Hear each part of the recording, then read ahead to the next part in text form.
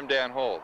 This is a 1950 John Deere two-cylinder tractor, one of the favorites for farming hay and row crops and corn back in the early days. I think you'll enjoy coming along today as we visit Brooks, Oregon and antique Powerland. To get here, just go 10 miles north of Salem, Oregon on the I-5 freeway. Turn off at the Brooks exit and go a quarter mile west. After traveling that short distance from the freeway, you'll see the signs on the right and perhaps even an old threshing machine. Antique Powerland is a museum open daily from 9 till dark, but in the summer there's a special steam up the last weekend of July and the first weekend of August. At that time, people bring and operate their antique equipment from all around the country. It's really fun to come to this event and see this place really come alive in the summertime.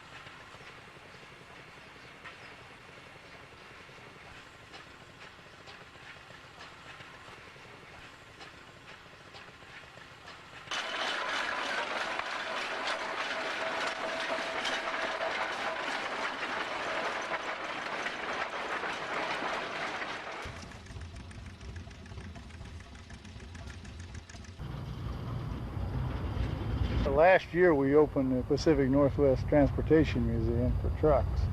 It was opened in 1990, and it's attracted quite a bit of attention.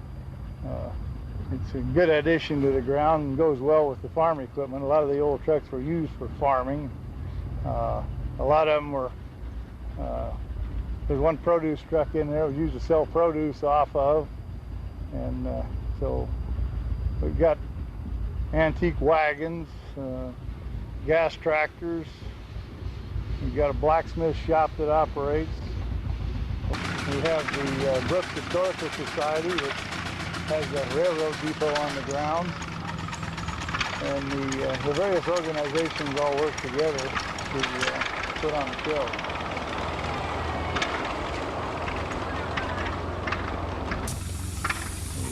One addition we put in the last couple of years, we also have a trolley car which is on loan from the Oregon Electrical Railway Club. And it was originally the Council Crest car in Portland. The Brooks Railroad Depot was probably built in about 1870.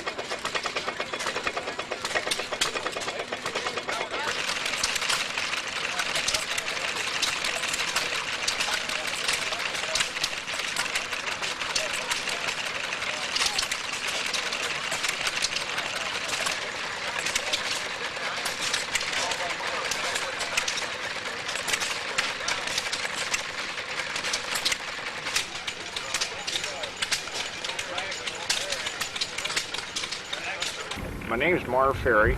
I'm the president of the Antique Caterpillar Machinery Owners Club. About a two and a half year old club. I think we started it in, that'll be a year and a half. We started in July of 1991 at Brooks, Oregon. And what promoted the club in, I believe it was March of 91, I had an article in the Gas Engine magazine. And it was a picture of my collection. And man, I received calls from all over matter of fact, all over the world, England, Australia, New Zealand, all over the United States. People inquiring and commenting and so on. So I kind of thought about it, and I go, well, you know, there's all kinds of clubs around, but no antique Caterpillar club. So I guess to do it right, you gotta go from the ground up. So I got a hold of Caterpillar Tractor Company in Peoria, Illinois. The Caterpillar, let's back up a minute. The 30 came from Best, which represented 30 horsepower on the 30 that I was working with a little while ago. Now, in 1925, of course, Holt and Best merged. Now, you take the Holt line, and they went by weight, such as they had popular models out in 25. They had the 2-ton, the 5-ton, and the 10-ton. So Holt Tractor Company went by weight. When they made a machine, they weighed it. Well, it weighs so much, we call it a 2-ton, 5-ton, and 10-ton. So Best, on the other hand, made the 30 and the 60. So, and he went by drawbar horsepower. So that's how. Then they went Caterpillar. When they formed, they stayed with Best line of numbers by horsepower. Such as they went right up the ladder, the 10, 15, 20, 22, 25, 28, and 30, and 50s and 60s, clear up to the 75. So then from that series they went to the R series, which meant gas, you know, like the R2 and the R4 and R3, very rare tractors. And then they went, when they developed the diesel, the early ones they called diesel 60, diesel 75, and diesel 35, 40, and 50, and so on. And then they went to the actual D series, which was D2, D4, and on the ladder, which they maintain to this day. The wiggly Caterpillar writing on the cat is their old trademark. Right. The wiggly Caterpillar came from Holt. Holt had the Caterpillar one. Best tractors were called track blades. So, but when they merged, they used Holt's version of Caterpillar, and that's the one they maintained up to now. As I say, we have our annual show up at Antique Powerland, which is growing rapidly, and we have a new board of director, two new board of directors, and we're trying to make the facility more versatile to different people, because you know, kind of up to date, we've had the annual show, and then we're trying to kind of grow and get more clubs and functions happening up there, and it'll better Antique Powerland and give us a little more money, and then we can update and put up more buildings, but it's going to be a great show this year. We got a new show manager this year, Mr. Jack Versteg, and he's got a lot of new ideas for the club and for the show, and it's growing and expanding every year. We're moving it back further this year, even further than we was last year, and more, back into the field. We're making the parade route way to the back, and incorporating the John Deere Club and the Caterpillar Club will be in the back part this year, and we're gonna just do a lot of new things up there. We're trying to make it grow and make people recognize it as a neat place to come in the summer for a couple weeks of fun and antiques and shows and just all kinds of antique vintage vehicles, flea markets, and good place to eat, good tractor pull we put on. We have a good time up there.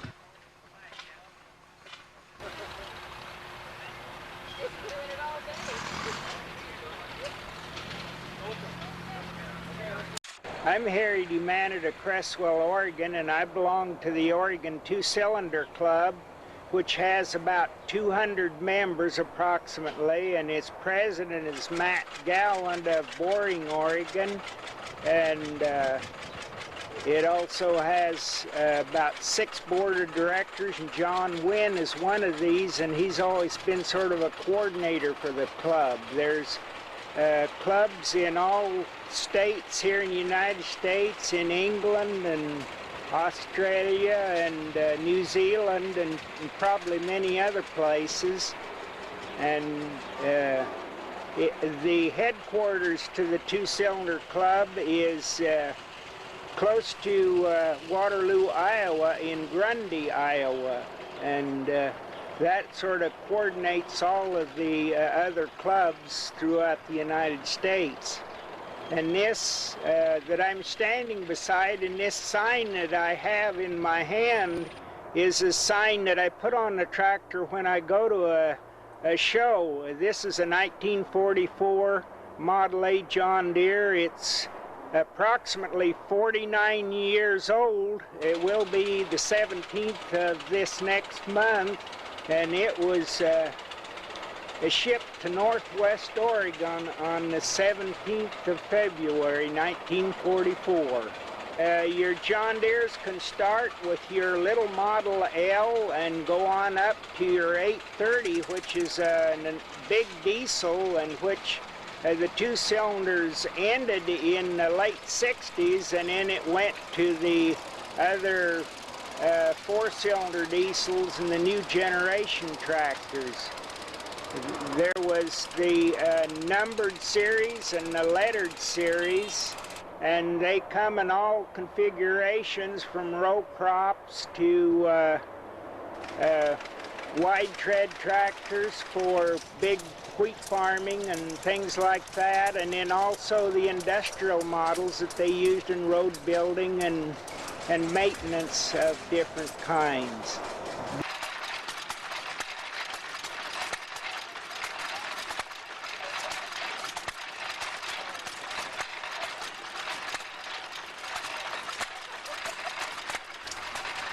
In the Model A's and all of the older tractors that were multi-fuel through the 30s and 40s, many of them in the Middle West used distillate, #1 distillate, which was a white fuel. About 1939 and 40, why we used to buy it at 1,200 gallons for $1.50 a gallon. Gas at that time was probably about from 12 to 17 cents a gallon. The last event of the day is the tractor pull. This is a 1935 John Deere D with a 35 horsepower motor. You had a choice back then between steel or rubber tires. Steel was a little rougher ride, but you didn't need to worry about traction or flat tires.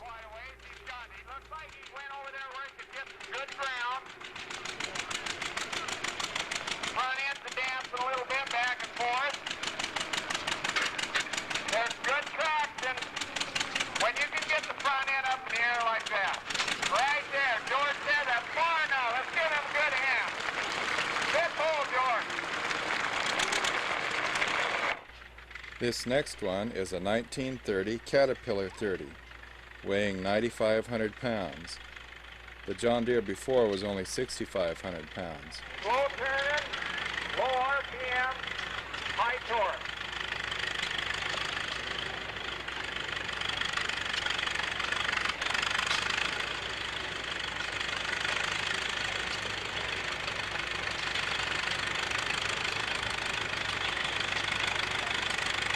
Just pull her right on down there, just right at the end, I'm sure.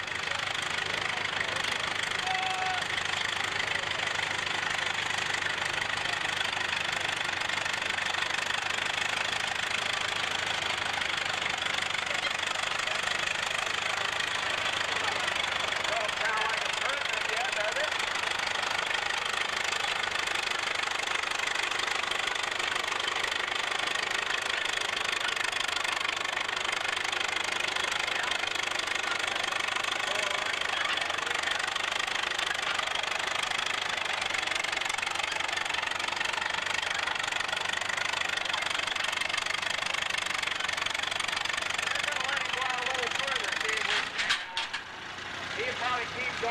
right over there to the next highway, and he's going to have to stop. They don't allow cabs on highways, you know, so they just set him down right out there. I know he's going to have enough hanger down there at the end. Notice the tires squishing a little bit. Try and adjust the tires so they'll do that right there. Wrinkle, we call it. One of them is barely a wrinkle. That gets better traction. The tires sweat out like harder. A real hard tire will stand there and they hold. Put a nice soft tire, maybe you can run about 5-8 pounds in the air.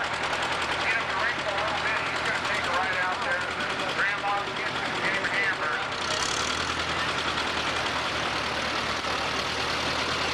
All right, we got him right there.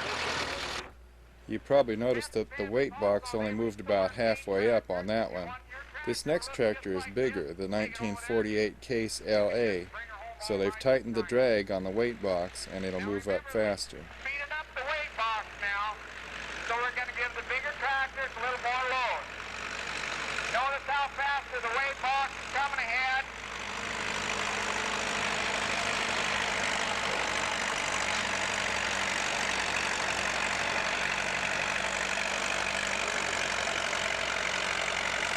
Okay, now remember, if we get that weight box all the way to the top, don't seem to be lacking any power. It's going to be a little tough steering. Look at that.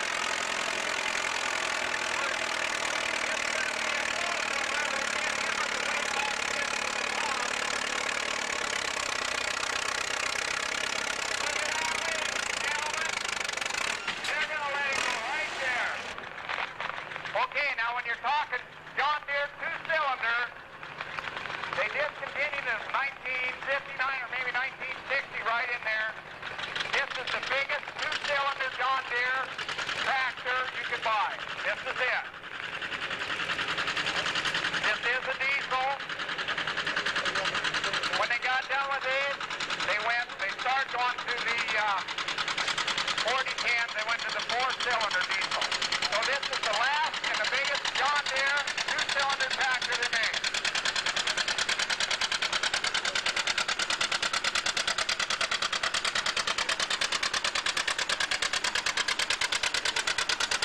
Let's see if he's going to take it right out there. He can bump a little bit, but he's a worker.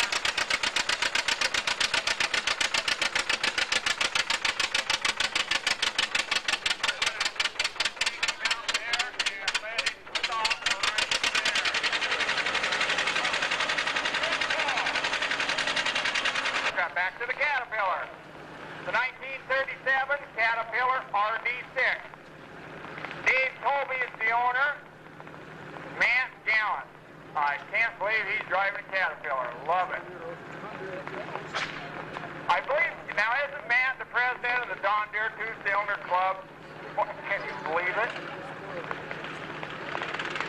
I like to see that, guys. We like to bring people over to our side, even from the green ones, you know. Hey, Matt Gallant. Now this is a 1937 Caterpillar RD6 diesel, 3-cylinder. The early Caterpillars had 3-cylinder diesel. Then after this they went to the 6-cylinder diesel in the later D6s. But these little guys still pull good. Not hard process. Another one with low RPM and high torque.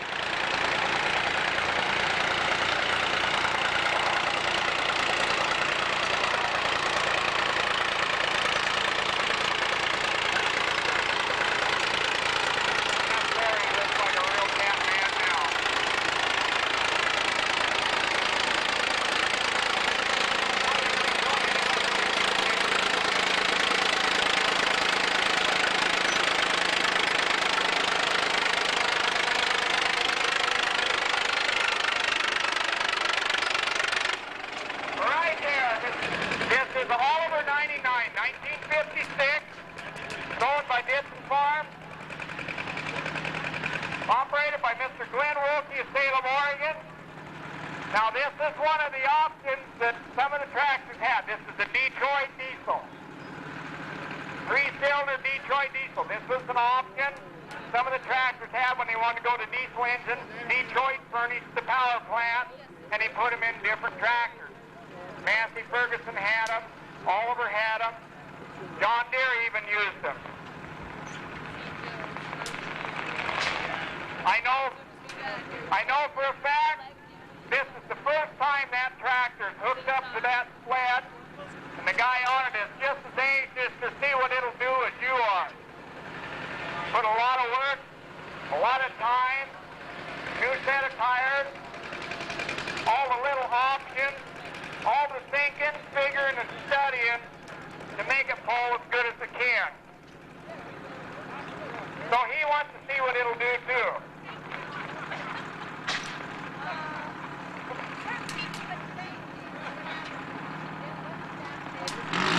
Okay, let's see what you'll do, Glenn. He's got the lookout light.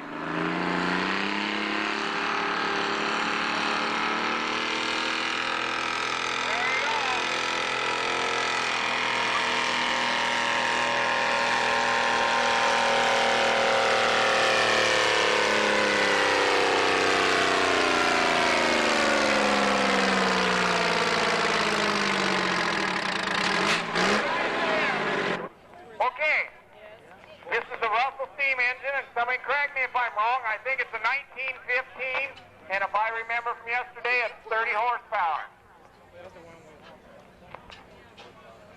Now, where was we at?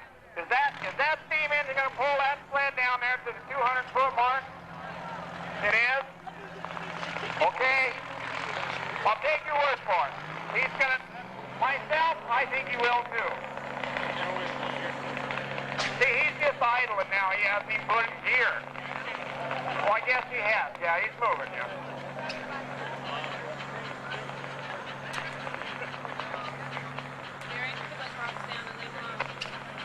Once he gets down here and it starts to get him a little bit, then he'll crack the throttle wide open. It's amazing. He will have to crack the throttle wide open before he gets to the end. So it sounds like that old steam engine we used to hear when we was all kids, you know. That was a couple years ago.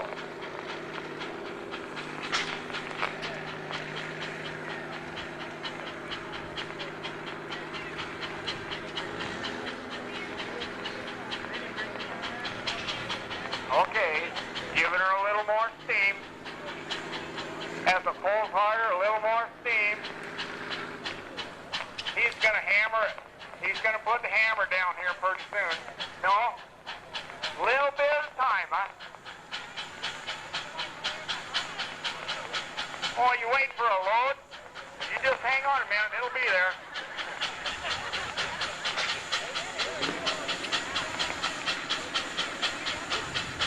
If I remember, this is 30 horsepower, right? 30? 30, 90? Okay, there you go, 30, 90. So it'd be 30 horse back here, 90 horse on that flywheel over there.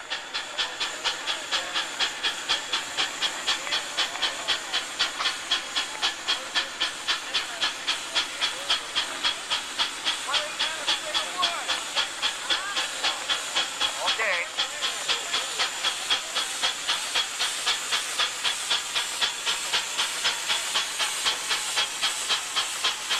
Now, being that it is a steam engine, being that it is old, they just told me, see where the weight box is. They slowed it down for him. The steamers, they're old. You break them, I won't say the word, but you're out of luck. So we don't want to hurt them. He's not there. Look at that. I knew it was there. I knew it was there.